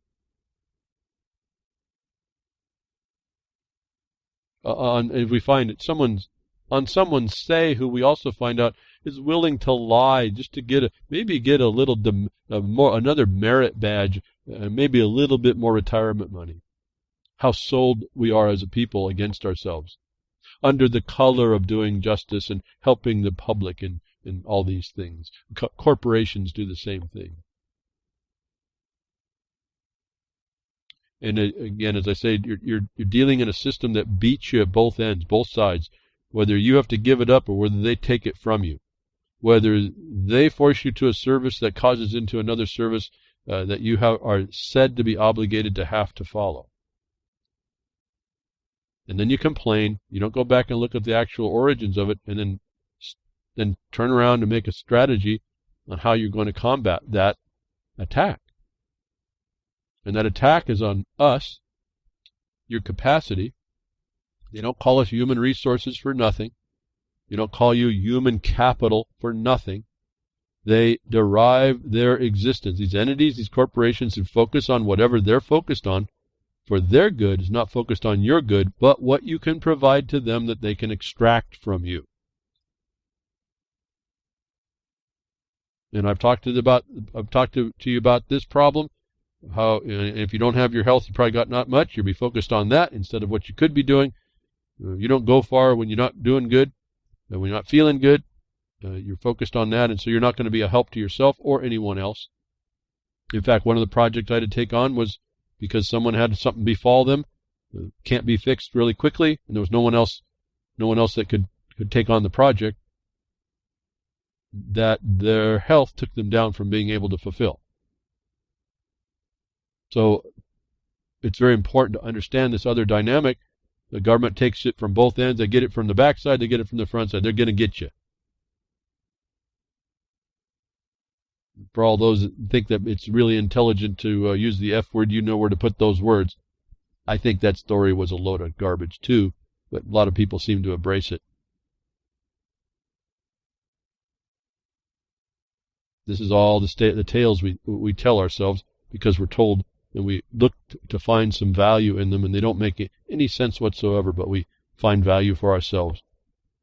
Because we're usually focused on ourselves, looking for some kind of encouragement to our value. I'm finding that you just stride out on a purpose, and that kind of seems to go away. You just do your purpose. But you become the human resource. You become the thing that the system works from. All these things you hear, like in the news about Uranium One, that's all what these legal entities, these corporations, these tools in legal are set up to use your needs. And we get another continuation. Wherever the government attaches or has a force and effect, you will see this function. They'll get you coming or going. They'll get you. You're going to pay one way or the other. And then they'll have the ability to put you in places that you'll pay when you're forced to go because of where they put you the first time. It's like a billiard ball movement. That companies double dip by providing treatments for diseases caused by their products. Was an article that shows that wherever the government is attached, they are looking to extract from you the maximum amount of whatever they want to extract from you. Imagine being paid to be both part of the problem and part of the solution. It would be like having someone pay you to open a bottle of wine and pour it all over their white carpet, then they pay you to steam clean it too. Seems silly, but that's essentially what's going on with many modern-day pharmaceutical companies. Okay, this is something we've talked about before. This is not new. Just someone else now writing about it. Talk about this quite a bit for a while. Modern-day pharmaceutical companies, they provide and prescribe drugs that they're agreed to by the government, which cause side effects, which require you to go back to the pharmaceutical companies to fix the problem they caused. It's the revolving door of parasitic extraction. This is a mechanism you see, a method you see in about everything. People are paying for products that are making them sick. Then the same company that produced the product offers another product to treat problems they caused. Pharmaceutical companies are double dipping into consumers' pockets by treating diseases brought about by their own products. Then it goes on to mention Johnson & Johnson, talks about the problem with the ovarian cancer and the talc. We went through a little bit of that. I still haven't quite figured out how they made the connection. Somehow they have. The point is stated already. The companies, the pharmaceutical companies, they do things that cause side effects that you then have to pay for with your life, and then your life, your wealth, and then your activity. And they continue this. The government allows this to continue. The very first thing that you should see, or have heard here, it should have come to your mind, and I hope a lot of you did. People are paying for products that are making them sick. Stop paying for those products. Stop getting the iPhone. Stop using your finger to undo a phone. Whatever. We'll go on and on. Stop doing those things that you are hearing in the news. They're going to be able to compel you to do and cause you to do. What's the alternatives? That takes a little bit of research. In fact, last night we were talking a little bit in the chat. Someone has some problems. Sounds like the medication they were prescribed was causing adverse secondary reactions, which cause other problems. It seems to me obvious you need to stop the first thing that's causing the problem, but it's deeper than that, folks. You got to look at, as I eventually just said. I mean, you can't diagnose much of stuff. You just hope that you can offer something to help somebody. You have to go after the cause. You can't even deal with what the medicine's doing or the pharmaceutical's doing. You have to find out why you were given that, why the doctor thought he could give it to you to cause the side effects. But get beyond that. Don't go after the symptoms. That's a lot harder thing to find. Not impossible. It just takes a concerted effort. Would you be more willing to argue nothingness in the chat or start studying on the internet to find out how to make yourself more healthy so you can avoid the things they've set up for you? The silent weapons for quiet wars. The things they let you plug into. This is a choice we make. I mean, I can't even point to the doctors here. Can't even point to the system. If the choice is that you don't have to buy, then don't. If you are ignorant about why you have to go somewhere to go get that advice, maybe that's still on you. And I'm not saying that Western medicine doesn't have its any practice, even the practice may not have some value. But you have to learn to discern in all of that as well. If you go and are prescribed or threatened to be prescribed a pharmaceutical and you haven't asked whoever's telling you to pull out the product data sheet, a safety sheet, and look at it for its side effects and ask, why are you going to try to solve this thing over here and then cause 10 more things, that I think is on you as well. So another proof, I guess, that the story that most anything that the government touches is really the bottom line. on how to extract from you the best to their bottom line. And if they can prescribe to you something that causes a secondary thing that they can also fix, they'll absolutely be there to do so. If they want to do planned obsolescence, that's absolutely what you're going to get in your life. In fact, I think I heard someone talking about, I don't remember now where it was. It might have been, I don't remember. The Dork Table, I think it might have been. I think Grammy Mary was maybe mentioning things only last a few years now, and they used to last forever. Absolutely, because they can get you to do and keep buying the same thing you need to buy. That's a proven plan, and we continue to allow it. That used to be a big deal back in the 70s when it used to be the tools that you had were like something good from America, and all of a sudden the Japanese tools started to come in, and that was, or the Japanese motorcycle, anything Japanese at the time, it was just inferior, period. Now, you almost can't find quality anything. I'm not going to put that in an absolute, but it's very difficult to find anything that might last for a long, long, long time. I mean, I'm astonished that they can't make a 12-volt light bulb last longer than a few minutes, in relative terms. Of course, it lasts a couple months, but that's all. It used to last for like forever. But notwithstanding, I won't get lost in all that. So, this is the condition. If you're not aware that they're doing this, every government will do this to you now in this time, in this age. They will extract from you and cause you to be able to be extracted from. You're missing one of the main points. Again, getting back to the Bitcoin, if you don't think that system is set up in order to control your whole life around this thing they called a currency, your electrons are currents, right? Oh boy, the way they use this language is pretty cool, but you don't think that that's going to be used to control things and be used to come after you as well. See, if you use the wrong one, you're missing how they do it. These people that have the plan. And as I've said, their plan is our problem, and our problem is that we're crickets, or maybe worse. And I did comment, I don't like to comment to Natural News, I just called him out about this. It's a little bit sensational for me. I did respond about his analysis of the audio forensics. I appreciated that. That is probably one of the main things I have seen. The gentleman, Mike Adams, I guess his name is, I don't know. Anyway, he did that. I thought that I appreciated that. It's what I was asking someone to do. I don't have the time to do that, and more. I mean, get deeper. He brought out another one that sounded a little bit sensational again, but I wanted to call your attention to how this is working on, if I would go to coordination and collaboration type things where you have stakeholders and you have these industries that are working inside the agencies to help advance their bottom lines. Here was another example of that shows you the extreme nature of the people that are actually making policies that you sit crickets to, and they get their way, where he reports medical terrorists at large. NMA panel suggests no American has the right to refuse experimental vaccines, and children must be held down by police while injected.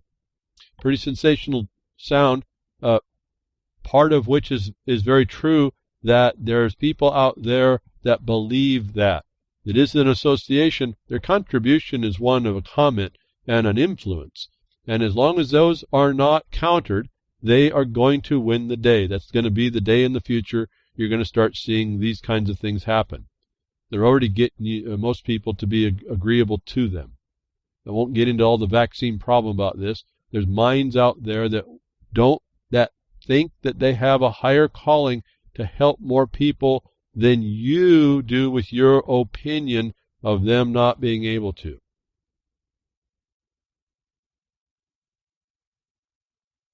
So this is the world you are living in if you're quiet.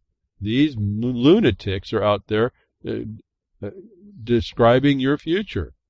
This is how the whole thing has been working. And they did. So whoever came up with this plan really understood things. They really did. All I can do is, I don't like it, but I have to appreciate it.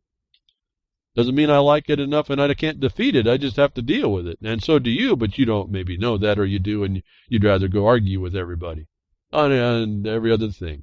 And I've been watching, actually I looked down a couple of times, in RLM chat. One little line I get to, or one little space I get to see, talking about the current action. How long will the current action take? And about speculating on that. I don't really know. It should go pretty quick. All injunctions go pretty quickly. Sorry to get that to you back quite a few minutes ago, but getting back to that discussion on the equitable actions and these answers, what we have before the courts, that the government comes back and says, yeah, you caught us doing the crime, so what? Now we're all turning to the court to say, okay, yeah, what are you going to do with that? They just admitted that they do the crime, so what? Are you going to go with that, or are you going to do justice? That's going to be a pretty obvious example record to make, I think.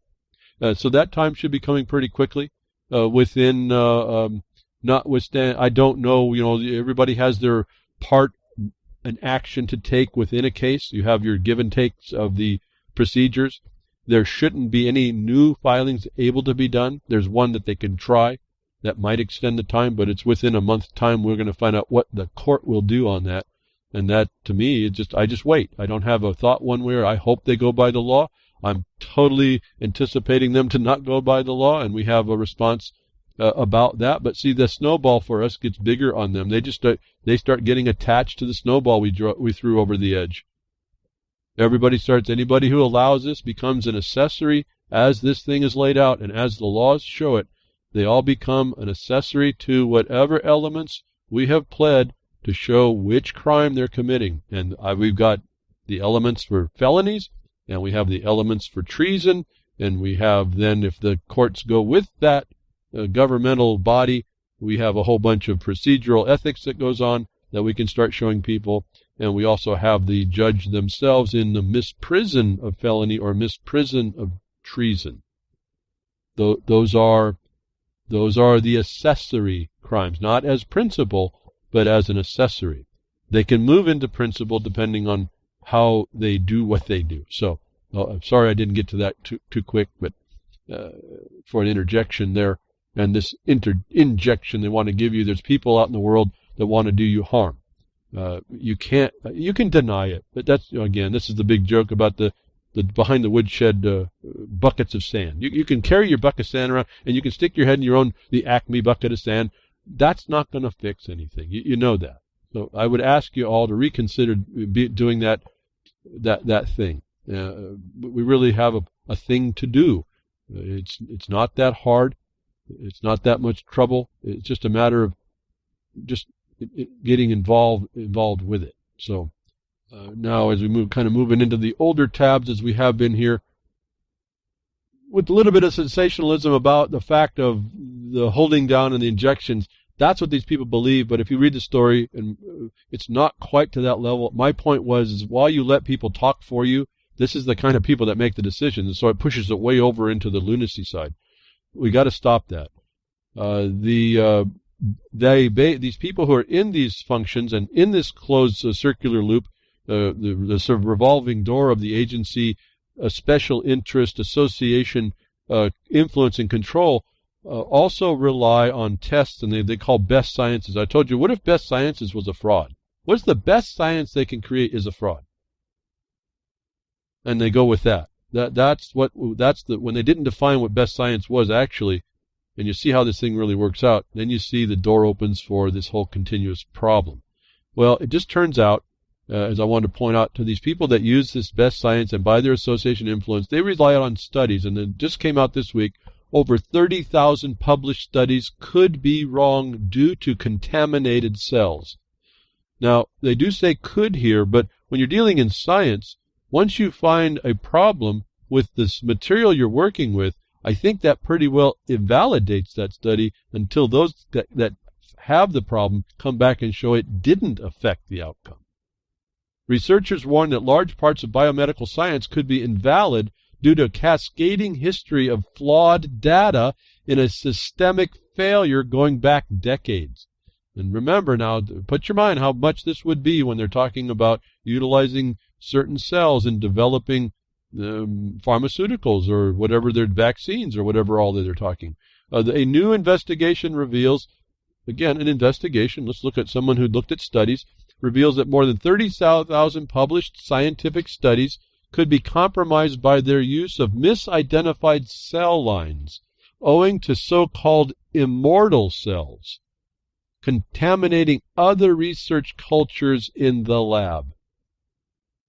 And that just reminded me of hygiene. If they can't have it in a lab no more, that used to be the big thing in biology, or even chemistry. Hygiene in a lab is critical. They can't even. This stuff is so persistent. It's like they've lost their sense about it all. And how I tell you, the best way to stop a cold is your hygiene. Wash your hands, or keep some. You don't have to get obsessive about it. Just don't stick your finger in your eye after you shake someone's hand or got sneezed on or something. Wipe your face. I mean, do something to protect yourself. Well, that's what the problem is. They're catching colds in the labs. They're not even protecting. The problem is as serious as it's simple. Researchers studying lung cancer published a new paper, only it turns out the tissue they were actually using in the lab were liver cells. Or what they thought were human cells were mice cells, or vice versa, or something else entirely. If you think that sounds bad, you're right, and it means the findings of each piece of affected research may be flawed and could even be completely unreliable. In my book, folks, if you found that you did a wrong thing, I think it invalidates it on its face. It's not science, it seems to me. Most scientists don't intentionally publish findings on the wrong cells, explains one of the researchers. You don't think, folks? They're supposed to make tests on all this. This is a fraud by omission that I don't think I would accept either. It's an honest mistake, he goes on to say. The more concerning problem is that the research data is potentially invalid and impossible to reproduce. In other words, 30,000 cases they found are impossible to reproduce, as accepted as best science that was used at some point to fulfill some corporations or some agencies of agreement that maybe something was working okay. And so you get this medication that even you think is supposed to be doing some fixing you in one area, and it isn't even working on that thing in your body, and you wonder why you got your cankles all fired up or something. Well, why do they all of a sudden start hurting?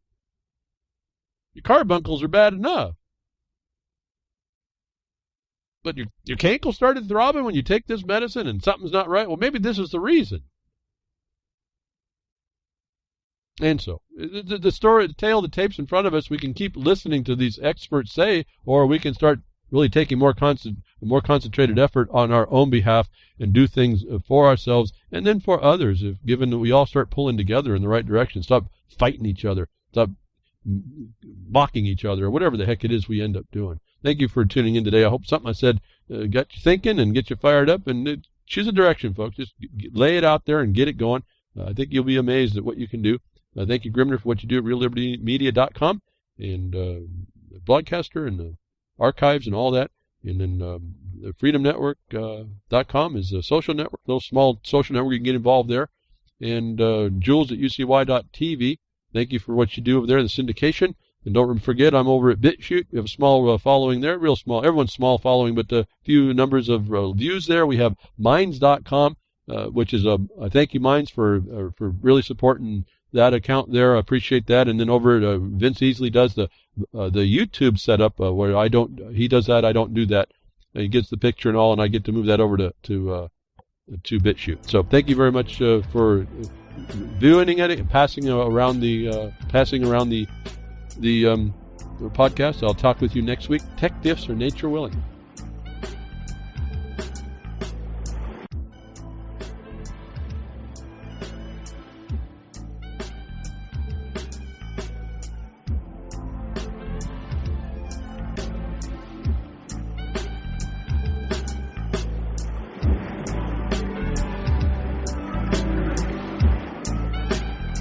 Well, that's another lesson.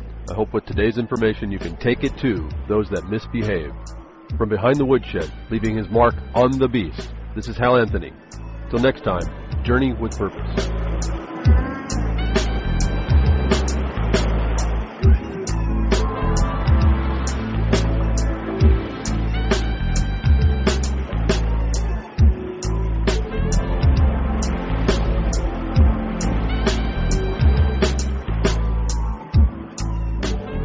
That's what opening up a can of whoop-ass feels like.